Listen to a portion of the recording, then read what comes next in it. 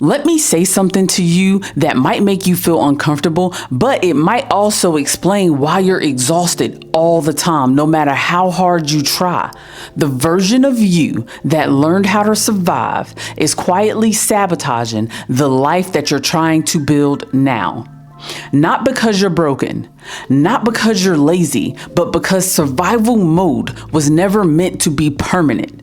And the part that nobody tells high achieving women, survival mode doesn't just cost you peace. It costs you clarity. It costs you money. It costs you health. It costs you identity. And if you're walking into 2026 with the same internal operating system you used to get through the hardest seasons of your life, then this video is for you. And if you're new here, my name is Naisha Nicole. And if you've seen my face before, you already know that we are 100% locked in. And this is a channel and space of honesty. So welcome back. So here's the lie that we've been taught over and over and over again throughout the course of our lives. If you just push a little harder, work a little longer, hold it together a little more, then eventually things around you would calm down. But the thing is that survival mode doesn't just turn off automatically. It's not a switch that you can just turn on and off. It becomes your personality. You stop asking, what do I want? And you start asking yourself, what can I tolerate today? You don't choose from a space of alignment. You choose from a space of fear. And fear always charges interest. You can believe that. So let me make it very simple.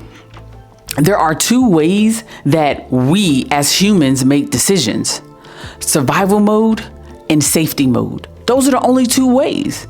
That's it. Survival mode sounds like, I just need to make it through. Have you ever said that? Let me know in the comments. Have you ever said, you get to work and the first thing somebody say, how are you doing today? The first thing you say is, I'm just trying to make it through. What? Or I can't afford to mess this up. Or I don't have time to think. Have you ever said that? Because look, I'll be the first to say, those were things that I used to say. But safety mode sounds like, I have time to choose. I don't have to rush this. I can think clearly through the storm. That's what safety mode looks like.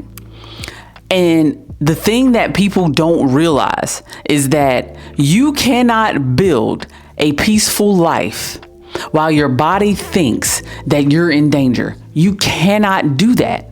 So when I say survival mode is costing you, I'm not trying to be dramatic. I am being literal because it is. And sometimes we can't see that it's costing us. We can't see what it's costing us. So I'm going to show you how survival mode hides, because most people think if I'm paying my bills, then I'm fine. That's what most people think. And I'm not saying that what they're thinking is wrong. I'm just saying they're thinking from a place of survival. Survival mode sometimes doesn't always look like chaos. Sometimes it looks like staying busy so you don't have to think about the things that's going on. Sometimes it's saying yes because you feel that saying no is unsafe for you. Sometimes it looks like overworking because rest feels somehow irresponsible. Sometimes it looks like needing permission before you can trust yourself. If you only feel calm after everything is handled, you're not at peace. You're not in a place of peace. You are relieved. That is a sigh of relief. That peace, it doesn't come after. It exists during all of that. Peace can always exist during a chaotic environment if that's where you're operating from, if that's a space. And that's the difference.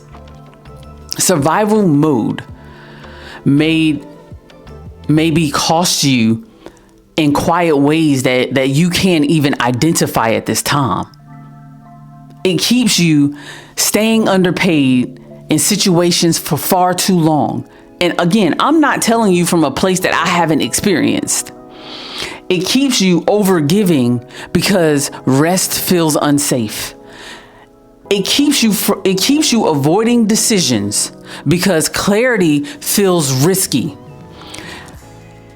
It keeps you saying, I'll figure it out later, instead of building leverage now. And the one of the most common things that women don't want to admit is that survival mode keeps you loyal to situations longer than you deserve. But at least those situations are familiar to you. Am I saying the truth here? Let me know in the comments. Because familiar pain feels a whole lot safer than unfamiliar peace. And that's the truth. I've talked about it countless times in several of my videos, being in undesirable situations and not realizing that I was in those situations until I finally looked inward. And then I was able to see all the things that was right in front of me the whole entire time. But I was so stuck on being in familiar pain that when I finally got a taste of peace, I didn't know that that's what that was supposed to feel like. So I want to ground this. Survival mode, it makes you accept salaries that you've outgrown. I've done it. Have you? I know that I stayed in a position for 5 years. 5 years. And this is after ascending in this corporation to the highest point that I could possibly be at. And I stayed at that point for 5 years without a raise, knowing good and well that I have outgrown not only that salary, but I have accepted responsibilities that suggested that I've outgrown that salary. But one of the most important things that was told to me is that people only pay you what you believe that you're worth.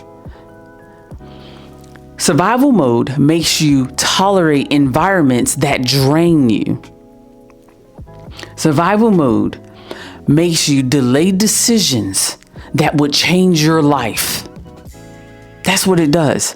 Not because you don't deserve better, but because your body doesn't trust what better is yet. Your body has no clue. Your body's trying to keep you safe. That's why logic doesn't work. It's not going to work. That's why affirmations don't stick. That's why motivation fades. Because survival mode is biological, is not intellectual. This is where most people get it wrong. They think that the problem is the job. How many times have I heard that? Okay. It might be a contributing factor, but that's not the issue. That's not the problem. They also think that, the economy. The workload. The system. And yes, all of those things are contributing factors. Those things do matter. But the real issue is the identity that you built to survive those things. Survival mode teaches you that stress equals purpose, that exhaustion equals value, that chaos equals momentum. So even when opportunities show up right in front of you, your body doesn't feel safe enough to take them. That's not laziness. That's conditioning. That's what that is. And I was listening to a speaker on YouTube, and he was talking about, not to get so biblical, but just to kind of put it into frame, he was talking about Hagar. And after Abraham put Hagar and her child out, and she put her child in a bush because she didn't want to see him suffer from the fact that they had no more food and they had no more water, specifically water. They had no more water. And she cried.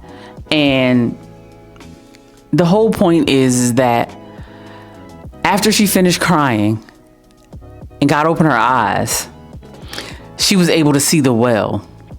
And one of the things that was interesting about that story is that it never mentioned that God made a well.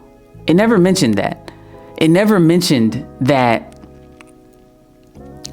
the angels from the heavens came down and put the well there. No. What it means is that the well was already there. And we've been operating from this conditioning that we can't see when opportunities show up right in front of our face, clear as day. Because our bodies, we don't feel safe in those environments.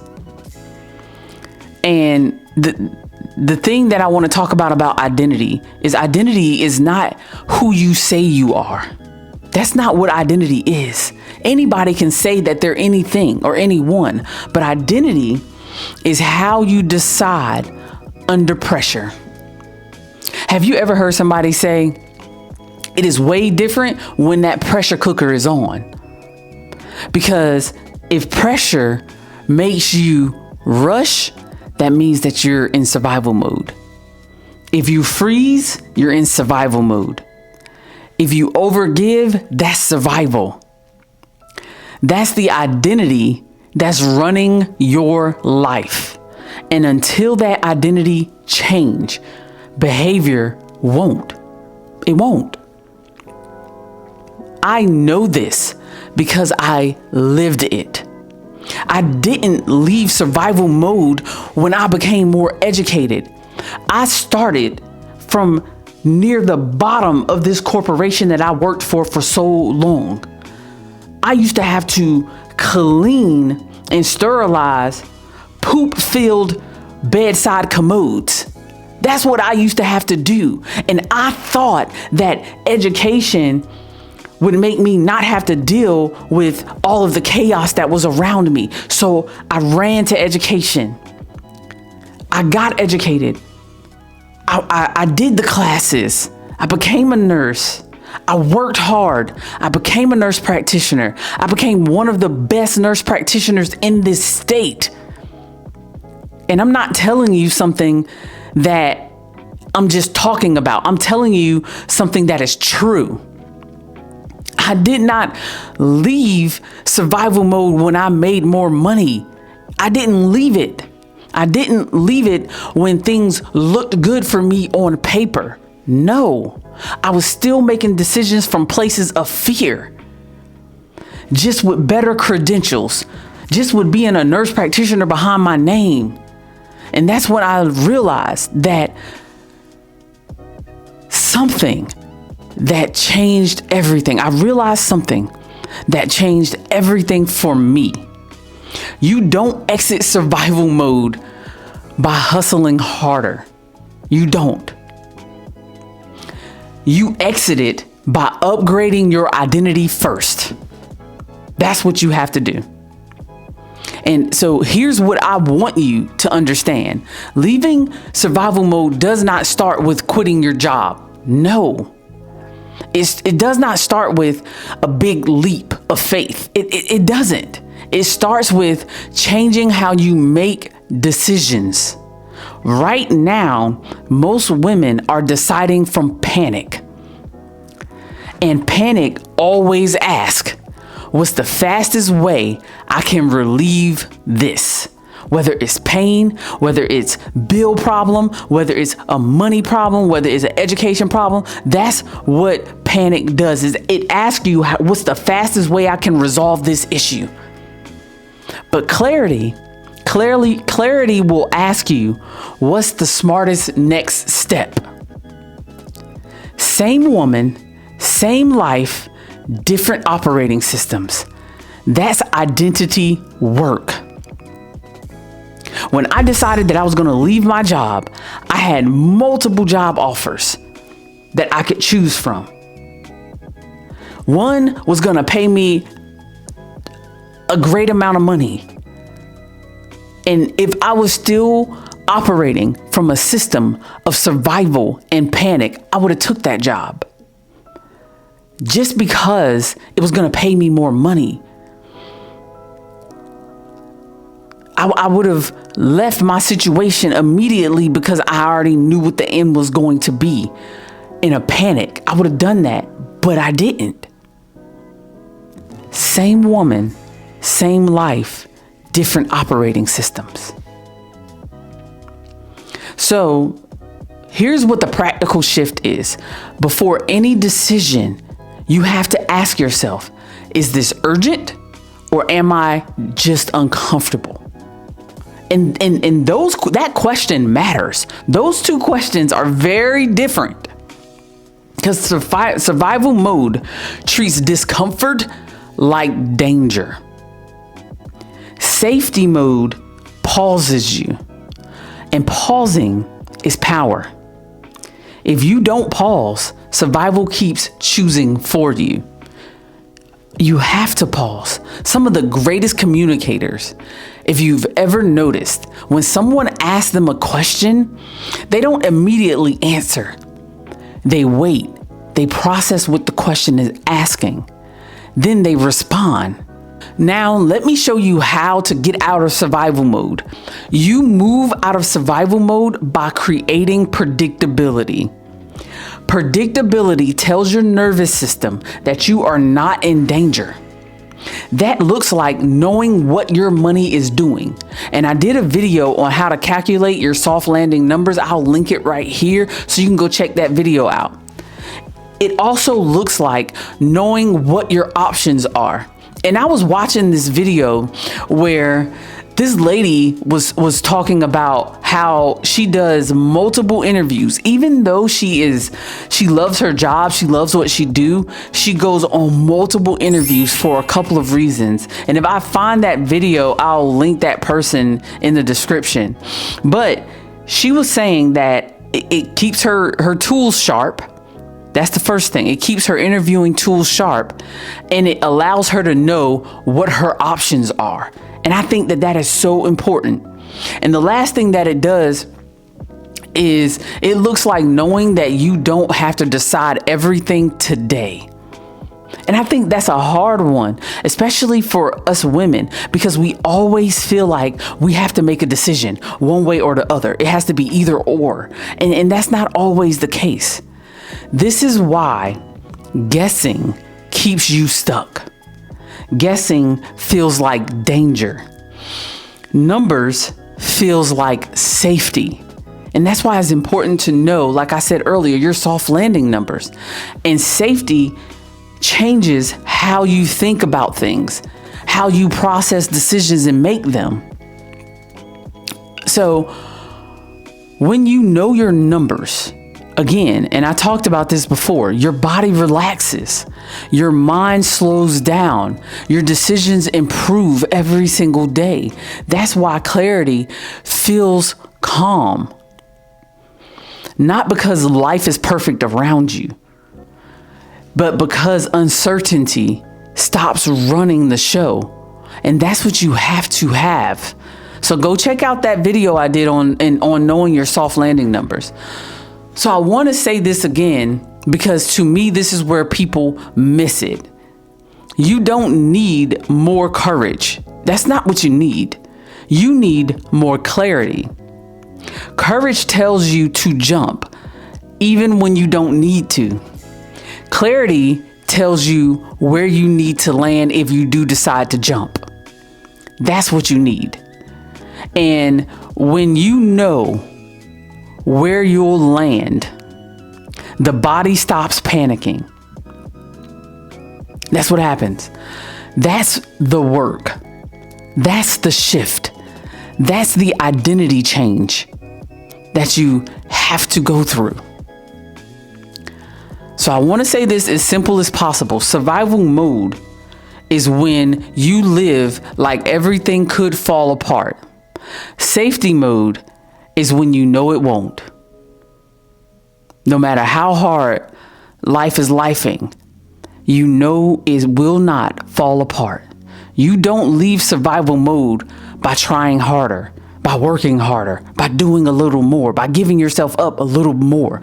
You don't leave survival mode in that way, but you do leave it by getting clear. Clear about your numbers, clear about your options, and clear about your next steps. That's it. That's why. And let me know in the comments if this is something that you want. I've been thinking really long and hard about doing a live, and I want you guys to put in the comments live if you want me to do a live. And I was thinking about doing it before this year end. So I was thinking about doing it on Tuesday or maybe even doing it on Wednesday. Let me know, because my goal is to help you leave survival mode without burning your life down. Because in this live, I want to talk about what to release before 2026, what you need to keep, and how to build real safety while you're still in a job. And no type of hype, no type of reckless advice, but just clarity. So let me know if that's something that interests you. I'll definitely be looking, because you know that I read all of my comments and I really do try to respond to each and every last one of them. So if this video hit home, if it hit you hard, it's not because you're weak. It's because you're ready. And readiness doesn't feel like urgency. It feels like clarity.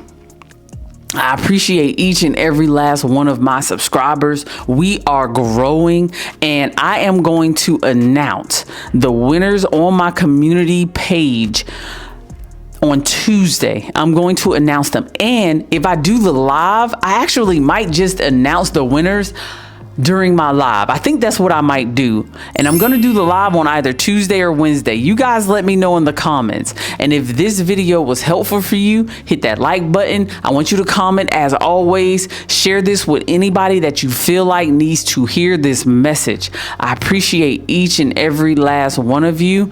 My name is Naisha Nicole. I'll see you in the next video. Peace.